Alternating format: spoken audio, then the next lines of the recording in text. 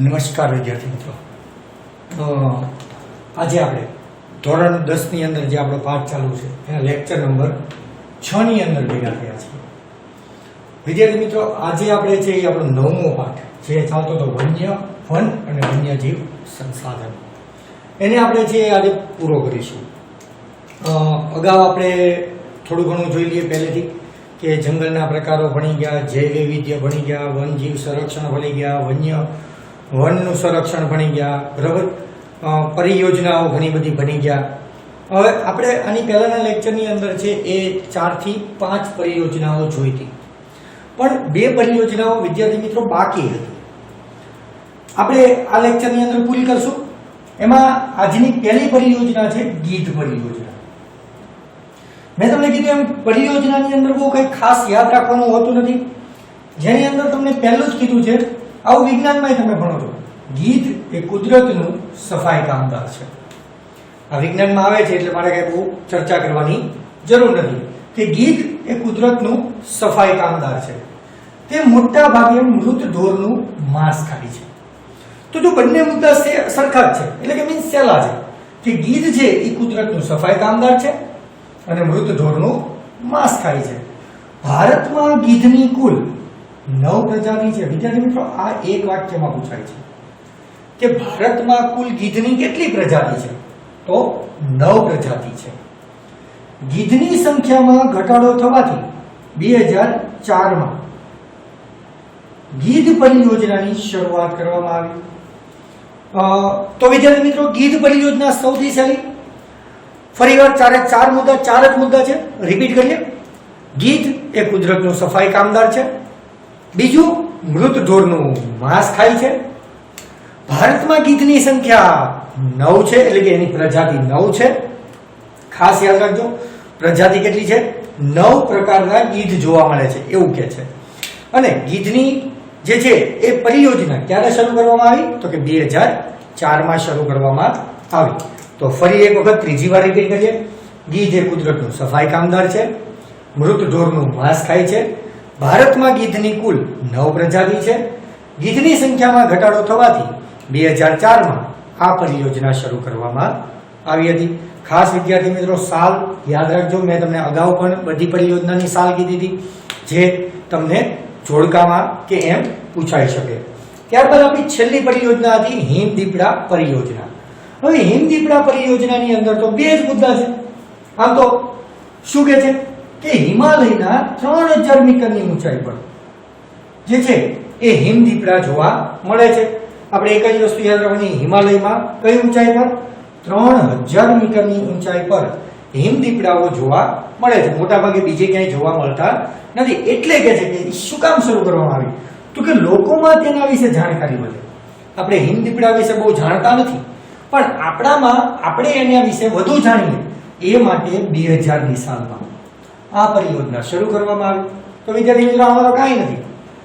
હિમદીપડા પરિયોજના છે, હિમદીપડા છે એ 3000 મીટરની ઊંચાઈ પર હિમાલયમાં જોવા મળે છે.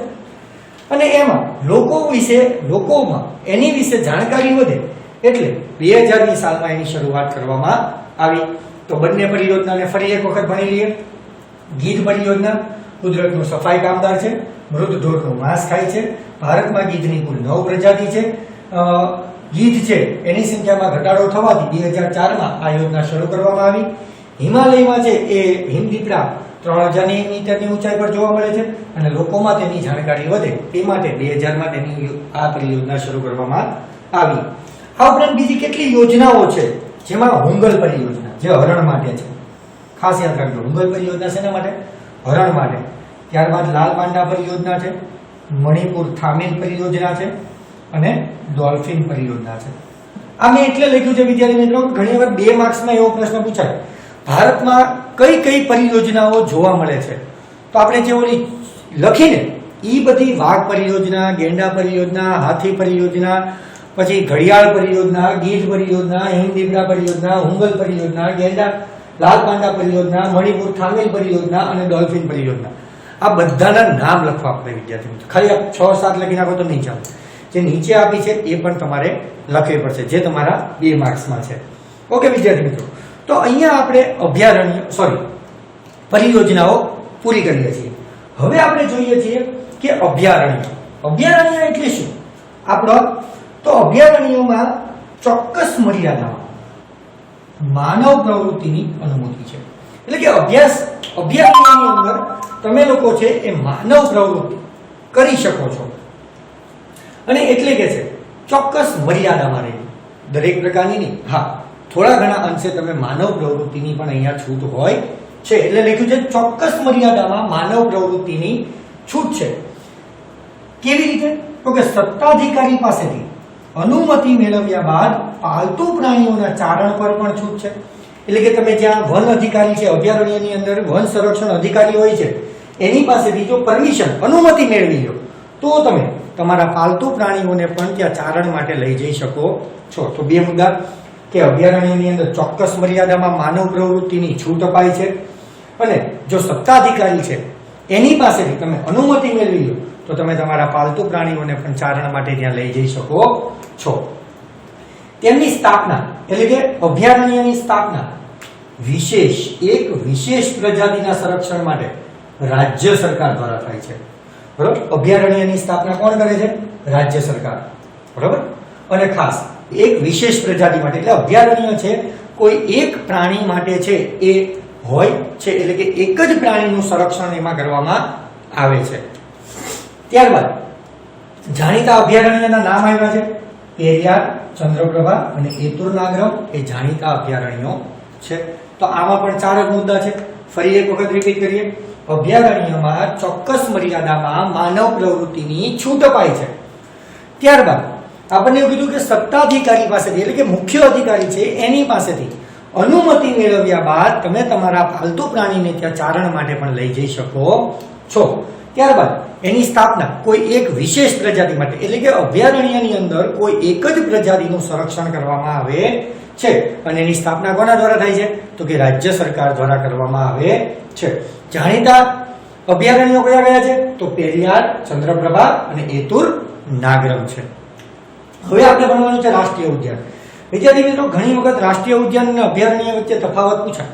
તો જ્યારે હું આ મુદ્દા ભણાવીશ ત્યારે અહીંયાથી આપણે થોડા ઘણા મુદ્દા જોશું, જેથી કરીને તફાવત થઈ જાય.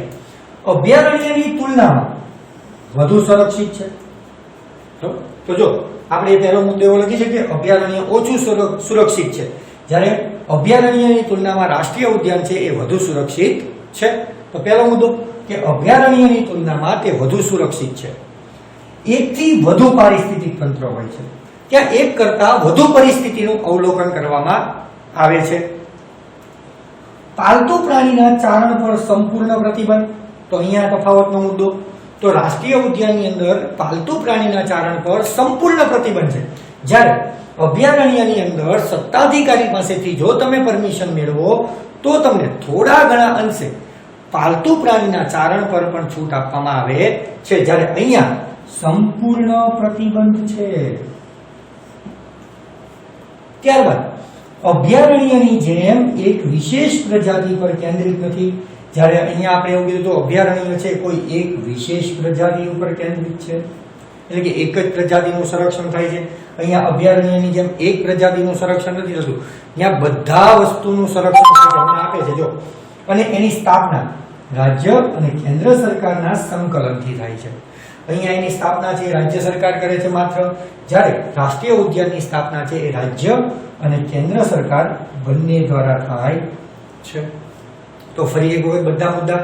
અભયારણ્યની તુલનામાં વધુ સુરક્ષિત છે, એકથી વધુ પારિસ્થિતિક તંત્ર છે, પાલતુ પ્રાણીના ચારણ પર સંપૂર્ણ પ્રતિબંધ છે, અધિકારીની છૂટબૂટ કાંઈ નહીં, સંપૂર્ણ પ્રતિબંધ જ છે. અભયારણ્યની જેમ કોઈ એક વિશેષ પ્રજાતિ ઉપર કેન્દ્રિત નથી. સ્થાપના રાજ્ય અને કેન્દ્ર સરકાર બંને દ્વારા થાય છે, એટલે કે બંને ભેગા મળીને કરે છે. અહીંયા આપણે ઉદાહરણમાં જોયા હતા અભયારણ્યો કયા હતા? પેરિયાર, ચંદ્રપ્રભા, એતુરનાગ્રમ. જ્યારે રાષ્ટ્રીય ઉદ્યાનો કયા કયા છે? તો કાઝીરંગા, કોર્બેટ, વેળાવદર દરિયાઈ રાષ્ટ્રીય ઉદ્યાન, ગીર અને દચીગામ જાણીતા રાષ્ટ્રીય ઉદ્યાનો છે. ફરી એક વખત, અભયારણ્યની તુલનામાં વધુ સુરક્ષિત, એકથી વધુ પારિસ્થિતિક તંત્રનો સમાવેશ, પાલતુ પ્રાણીના ચારણ પર સંપૂર્ણ પ્રતિબંધ, અભયારણ્યની જેમ એક વિશેષ પ્રજાતિ પર ક્યારેય કેન્દ્રિત હોતું નથી, સ્થાપના છે રાજ્ય અને કેન્દ્ર સરકાર દ્વારા થાય છે, પછી એમાં કાઝીરંગા, કોર્બેટ, વેરાવદર રાષ્ટ્રીય ઉદ્યાન, ગીર અને દચ્ચીગામ જાણીતા રાષ્ટ્રીય ઉદ્યાનો છે.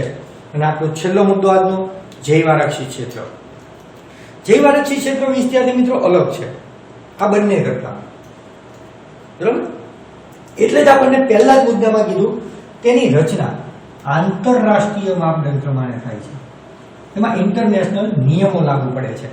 એટલે કે જેની સ્થાપના છે એ આંતરરાષ્ટ્રીય માપદંડ અનુસાર થાય છે. કેવી રીતે આંતરરાષ્ટ્રીય માપદંડ એ છેલ્લે આપણે જોશું. જે તે ક્ષેત્રની પ્રાકૃતિક અને સાંસ્કૃતિક વિવિધતાના સંરક્ષણનો હેતુ હોય છે. જો ઓલા પણ પ્રાણીઓનો સંરક્ષણનો હેતુ, અહીંયા પ્રાકૃતિક અને સાંસ્કૃતિક બધી બાબતનું સંરક્ષણ થાય છે. પ્રાકૃતિક એટલે તો કે વનસ્પતિ હોય, જીવજંતુ હોય, નદીઓ હોય, ઝરણાઓ હોય, આ બધું પ્રાકૃતિક વસ્તુ છે. તો બધી પ્રાકૃતિક વસ્તુ. સાંસ્કૃતિક એટલે જે માનવ નિર્મિત છે એ બધી જ વસ્તુનું અહીંયા સંરક્ષણ થાય છે. કઈ કઈ બાબતો નીચે આપ્યું છે જો. તેમાં વનસ્પતિ હોય, જીવજંતુ હોય કે માનવ સમુદાયની કોઈ જીવનશૈલી હોય, માણસના કોઈ રૂઢિ રિવાજો હોય, બરાબર? તો એ બધાનું સંરક્ષણ કરવામાં આવે છે. અહીંયા માત્ર એક પ્રાણીનું, અહીંયા એકથી વધુ પ્રાણીઓનું સંરક્ષણ, અહીંયા પ્રાણીઓ ઉપરાંત જે આપણે કીધું વનસ્પતિ, જીવજંતુ, માનવ સમુદાયની જીવનશૈલી બધાનું સંરક્ષણ થાય છે. ફરી એક વાર રચના આંતરરાષ્ટ્રીય માપદંડ પ્રમાણે જે તે ક્ષેત્રની પ્રાકૃતિક અને સાંસ્કૃતિક બંને વિવિધતાનું સંરક્ષણ થાય છે. આ ઉપરાંત અહીંયા વનસ્પતિ, જીવજંતુ, માનવ સમુદાયની જીવનશૈલીનું પણ સંરક્ષણ થાય છે. ત્યારબાદ જૈવ વૈવિધ્ય બાબતે, બરાબર? જીવોમાં જે વિવિધતા છે ને, ઘણા બધા જીવો છે. આપણે જૈવ વૈવિધ્ય ભણી ગયા ભારતનું. તો જૈવ વૈવિધ્ય બાબતે અહીં સંશોધન અને પ્રશિક્ષણ માટે સવલત પણ છે. એટલે કે ભારતની અંદર વન્યજીવોનું કેટલું વૈવિધ્ય છે એનું તમે સંશોધન અને એનું શિક્ષણ પણ ત્યાં આગળ મેળવવાની વ્યવસ્થા હોય છે. તમામ માનવ ગતિવિધિ પર સંપૂર્ણ પ્રતિબંધ. કોઈ પણ પ્રકારની માનવ ગતિવિધિ અહીંયા કરી શકાતી નથી. અહીંયા માણસનો જે છે એ પ્રવેશ સંપૂર્ણ પ્રતિબંધ છે. વિસ્તાર 5000 ચોરસ કિલોમીટરનો હોવો જોઈએ, જે આપણે કીધું ને આંતરરાષ્ટ્રીય માપદંડ. હવે જો 5000 ચોરસ કિલોમીટરનો વિસ્તાર ન હોય તો એને જૈવ આરક્ષિત ક્ષેત્ર કહી શકાય નહીં. એટલે કે છે આંતરરાષ્ટ્રીય માપદંડ. જાણીતા જૈવ આરક્ષિત ક્ષેત્રો જોઈએ તો નીલગિરી છે, મંદારની ખાડી છે, ગ્રેટ નિકોબાર, સુંદરવન અને પંચમઢી જાણીતા રાષ્ટ્રીય ઉદ્યાનો છે. અને ખાસ મોસ્ટ આઈએમપી ગુજરાતનું જે કચ્છ છે એની પરિસ્થિતિને કારણે, ગુજરાતનું જે કચ્છ છે એને એની વિશિષ્ટ પરિસ્થિતિને કારણે 2008માં જૈવ આરક્ષિત ક્ષેત્ર છે એ જાહેર કરેલું છે. ખાસ વિદ્યાર્થી મિત્રો ભૂલાય નહીં. અને છેલ્લે આપણે કોષ્ટક જોઈ લઈએ. તમારી ચોપડીમાં છેલ્લે આપ્યું છે જૈવ આરક્ષિત ક્ષેત્ર છે ભારતમાં 18, ગુજરાતમાં 1, રાષ્ટ્રીય ઉદ્યાન છે ભારતમાં 103, ગુજરાતમાં 4, અભયારણ્ય છે ભારતમાં 531, જ્યારે ગુજરાતમાં 23 આવેલા છે. અને વિદ્યાર્થી મિત્રો ખાસ આ બધું જ મોસ્ટ આઈએમપી છે. આશા રાખું છું કે તમને આખો જ પાઠ છે એ સમજાણો હશે. હવે પછી જે છે એ આપણે જ્યારે નેક્સ્ટ પીરિયડમાં મળશું ત્યારે એક નવા પાઠ સાથે અને એક નવા ટોપિક સાથે વળી પાછા ભણશું. અને ખાસ દરેકે આ બધું જ છે એ ફેરબુકની અંદર પણ લખવાનું છે. હું વારંવાર મારા વિડીયોની અંદર કહું છું કે દરેક વિદ્યાર્થીઓએ આ જોઈ અને પોતાની ફેરબુક છે એ કમ્પ્લીટ કરવાની છે. અસ્તુ. આભાર.